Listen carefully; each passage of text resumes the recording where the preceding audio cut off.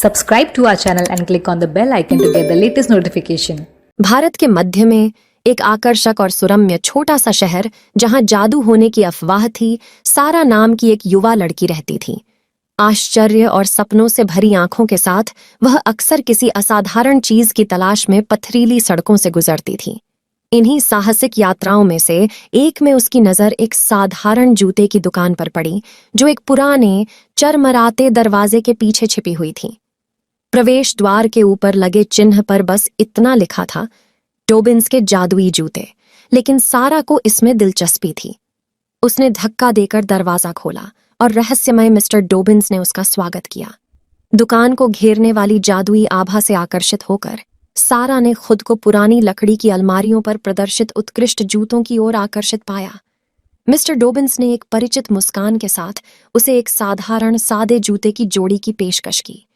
उसने उनकी जांच की और उनकी स्पष्ट सामान्यता से हैरान हो गई, लेकिन उसने जिज्ञासु हृदय से मिस्टर डोबिन्स का उपहार स्वीकार कर लिया। जैसे ही सारा ने उन साधारण जूतों में अपना पहला कदम रखा, उसके आसपास की दुनिया बदल गई। वह अब जमीन से बंधी नहीं थी। वह धीरे से ऊपर की ओर तैरने लगी, मानो अदृश्य पंखों से उसे उड़ा लिया गया हो।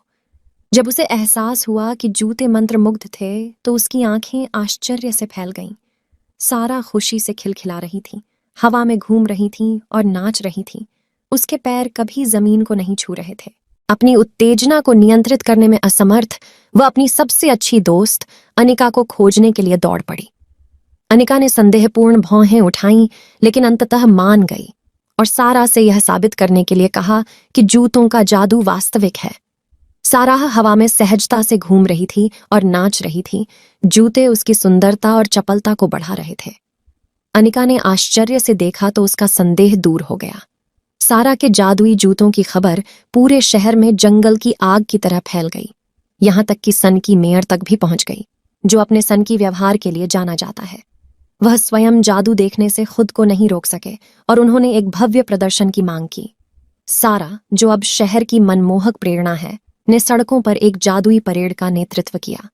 शहरवासी, जो एक समय संशय में थे, आकाश में उसके सुंदर नृत्य से पूरी तरह मंत्रमुग्ध हो गए और परेड में शामिल हो गए। उस जादू से मंत्रमुग्ध हो गए जिसने उनके जीवन को भर दिया था। जैसे ही परेड अपने भव्य समापन पर पहुंची, सारा हवा में नृत्य कर रही थी। उसके जूते सितारों की तरह चमक रहे थे। शहरवासी तालियों की गड़गड़ाहट से गूंज उठे और अनुभव से नम्र होकर अनिका ने अपने पहले संदेह के लिए माफी मांगी। फिर भी छाया में डोबिन्स ने संतुष्टि के साथ तमाशा देखा, यह जानते हुए कि उसके काम ने शहर में खुशी और आश्चर्य लाया है।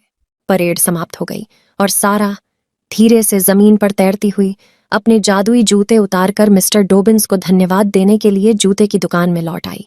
वह मुस्कुराया, उसकी आंखें ज्ञान से चमक उठीं और पता चला कि असली जादू जूतों में नहीं, बल्कि सारा के भीतर था।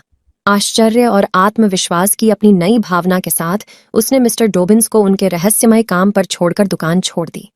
उस दिन के बाद से शहर हमेशा के लिए बदल गया, क्योंकि शहरवासियों ने जादू को अपने जीवन में अपना लिया और सामान्य में असाधारण देखना शुरू कर दिया। शहर हंसी, जादू और सपनों के सच होने से भर गया था।